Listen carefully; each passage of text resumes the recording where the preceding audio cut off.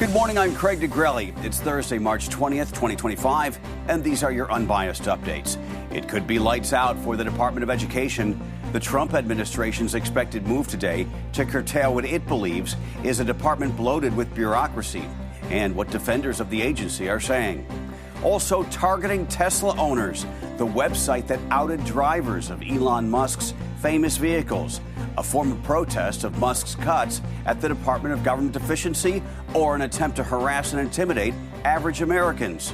This morning, the controversy and the fallout.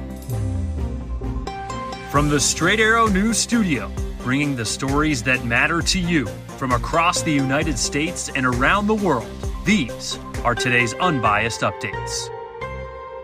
Today, President Donald Trump is expected to sign an executive order that would begin the process of closing the Federal Department of Education. The president, however, does not have the power to shut down the agency by himself. Straight Arrow News reporter Kara Rucker breaks down what he can do to make it happen and who's against the move. The White House says the order would direct Education Secretary Linda McMahon to take steps toward dismantling the agency and transferring its essential programs to other government departments. Eliminating the Education Department requires an act of Congress. While the administration cannot unilaterally abolish the department, it can reduce its staff and cut programs it finds inefficient. Secretary McMahon has already taken steps in that direction, including a workforce reduction, and several DOJ staff are also working with the agency to reduce costs. Teachers' unions are against the idea, arguing that closing the department could jeopardize federal education funding, pointing to some grant programs directly benefiting low-income students and those with disabilities. In a statement earlier this month, the American Federation of Teachers Union said the Department of Education and the laws it is supposed to execute has one major purpose: to level the playing field and fill opportunity gaps to help every child in America succeed. Trying to abolish it, which, by the way, only Congress can do, sends a message that the president doesn't care about opportunity for all kids. Trump, who has long criticized the department, argues that education policy should be decided locally rather than at the federal level. Supporters of the move say it will give states more control over school systems, allowing for greater flexibility and parental involvement. Republican Congressman Thomas Massie introduced a bill in January to nix the department, saying unelected bureaucrats in Washington, D.C. should not be in charge of our children's intellectual and moral development. States and local communities are best positioned to shape curricula that meet the needs of their students. Schools should be accountable. These headlines point to an education system in decline. Students aren't recovering from COVID. Test scores are getting worse. U.S. students posted dire math declines on an international test. American kids are getting even worse at reading. The solution? It's a politically polarizing issue. According to a poll out this month by NPR, PBS News, and Marist, 65% of Republicans agree to get rid of the Education Department, while 87% of Democrats oppose. Overall, 63% of respondents were against the idea. While Trump is expected to take the first step in that process on Thursday, Congress would have the ultimate decision to nix it completely. That would require 60 votes to break a filibuster in the Senate. Republicans hold 53 seats. That was our Kara Rucker reporting. Critics of the plan are voicing their opposition. Minnesota Democrat Senator Tina Smith tagged President Trump in a post on X saying, "You can't shut down the Department of Education, and you know it. Fox News knows it, so stop." She also vowed to fight the president's, quote, illegal behavior until the cows come home.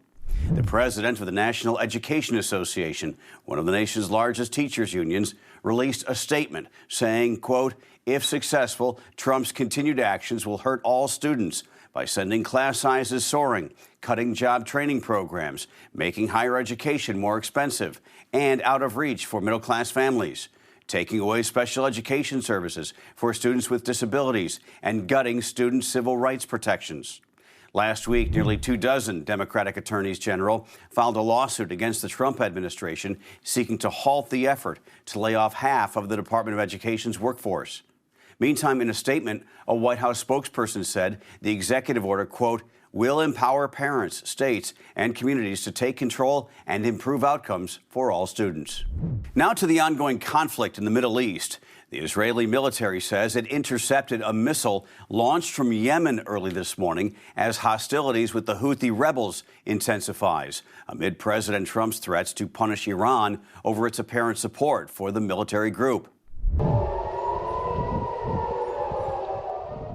In a statement, the IDF said a missile launched from Yemen was intercepted before crossing into Israeli territory.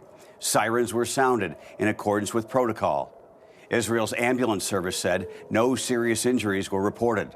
A Houthi spokesperson confirmed the militant group was behind a missile strike targeting Ben Gurion Airport in Israel. Earlier this week, the Houthis vowed to escalate strikes in a show of support for the terror group Hamas. Meantime, Israeli strikes killed at least 58 Palestinians across the Gaza Strip overnight. That's according to hospitals there. Israel resumed heavy strikes across Gaza on Tuesday, effectively ending the ceasefire with Hamas. Israel claims Hamas is refusing to release the remaining hostages, 59 in total, with 24 still believed to be alive. Since then, Israeli attacks have left nearly 500 Gaza residents dead, according to a spokesperson for Gaza's civil defense team. Elsewhere, as Ukrainian President Volodymyr Zelensky told President Trump on a call Wednesday that his country is ready to implement a limited ceasefire in the war with Russia, Russian authorities reported a massive Ukrainian drone strike attack on the Engels Air Base in Russia. Engels is a major bomb operations base. Russia's defense ministry claims to have downed 54 drones over the area. Ukrainian authorities, meanwhile, reported a Russian bombardment of the central city of Kropyvnytsky, with more than 30 explosions reported. The regional governor also said Russia launched a massive attack on the eastern city of Kupiansk, close to the front lines. Authorities say at least one person was killed and another wounded after the Russians dropped at least 20 bombs on the city in a matter of hours. Ukraine's Air Force says Russia launched 171 drones in the country overnight. The Air Force claims it shot down 75 of them, and 63 were lost in flight without causing damage. This morning, a website getting lots of publicity appears to have been taken down after critics voiced concerns about people's privacy, their safety, and the possibility that they might get attacked. The website, called DogeQuest, targeted Elon Musk's Department of Government Efficiency and its employees, as well as Tesla charging stations and individual Tesla owners. Straight Arrow News reporter Lauren Taylor has details on how the controversial website worked and the Trump administration's response. Elon Musk's ties to the Trump administration have led to an apparent act of intimidation online, as Tesla owners now face an ultimatum: sell your car or find yourself on a blacklist. A website called DogeQuest posted the alleged personal information of Tesla owners across the United States with an interactive map, including an image of a Molotov cocktail as the cursor. DogeQuest claims to, quote, empower creative expressions of protest through exposing the names, addresses, phone numbers, and email addresses of Tesla owners, saying it will only remove the data if they can provide proof they've sold their Teslas. The map also includes Tesla dealership addresses, locations of Tesla superchargers, and the personal information of employees from Musk's Department of Government Efficiency, or DOGE. 404 Media was the first to report on DogeQuest, verifying at least some of the information posted is legitimate. One person listed in the site's data contacted 404 Media, confirming that they are a Tesla owner, saying they're worried about potential threats to their family. The doxing effort comes as Tesla car owners, dealerships, and charging stations have been targeted nationwide by protesters and vandals because of Musk's involvement with Doge and its effort to cut wasteful spending and fraud within the federal government. Attorney General Pam Bondi said last week those taking part in the vandalism of Tesla cars, charging stations, and dealerships could face up to 20 years in prison. So if you're going to touch a Tesla, go to a dealership, do anything, you better watch out because we're coming after you. Musk posted to X Tuesday after finding out about Doge Quest, calling it extreme domestic terrorism. That was our Lauren Taylor reporting. While doxing itself is not explicitly illegal under U.S. federal law, it can violate some laws related to harassment, stalking, threats, and invasion of privacy. The Federal Reserve is keeping interest rates right where they are. The Fed on Wednesday held the benchmark rate between 4.25% and 4.5%. However, the Committee of Decision Makers sees 2 future rate cuts ahead in 2025, both by 1/4 point. Yesterday's move to keep interest rates the same came at a time when President Trump has implemented tariffs on Canada, Mexico, and China, with more on the horizon in early April. The tariff wars have sparked economic uncertainty, with the committee anticipating they might push prices up on certain goods. Meantime, inflation is still near 3%, which is slightly higher than the Fed's preferred number of 2%. Federal Reserve Chairman Jerome Powell said, quote, "If the economy remains strong and inflation does not continue to move sustainably toward 2%, we can maintain policy restraint for longer," end quote. The markets reacted positively to the news. The Dow was up by 383 points on Wednesday and the S&P 500 by 60 points. And this morning, stock futures are up. Finally this morning, Thursday is the United Nations International Day of Happiness. And to mark the occasion, we're getting an idea of where to find the happiest places on Earth. Spoiler alert, they don't include Disney World, so there's an upset for starters. The 13th Annual World Happiness Report shows Finland is the happiest nation in the world for the 8th year in a row, with Denmark and Iceland next on the list. The United States, however, earned its lowest ranking yet, landing at number 24 on the list.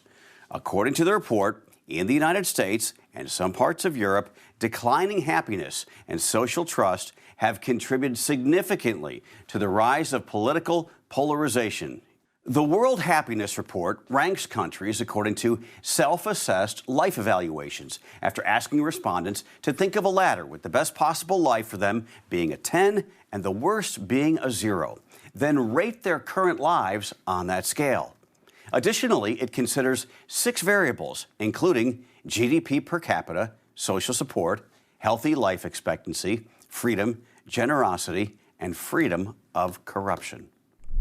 Let's see, we had a blizzard with about 10 inches of snow yesterday here in Omaha and 70-mile-an-hour winds. Our garage was on the fritz, so was our television, and the power went out a few times. You know what I say? Send me to Finland. Those are your unbiased updates for this Thursday. We'll see you back here tomorrow. For all of us here at Straight Arrow News, I'm Craig DeGrelli. Have a great day.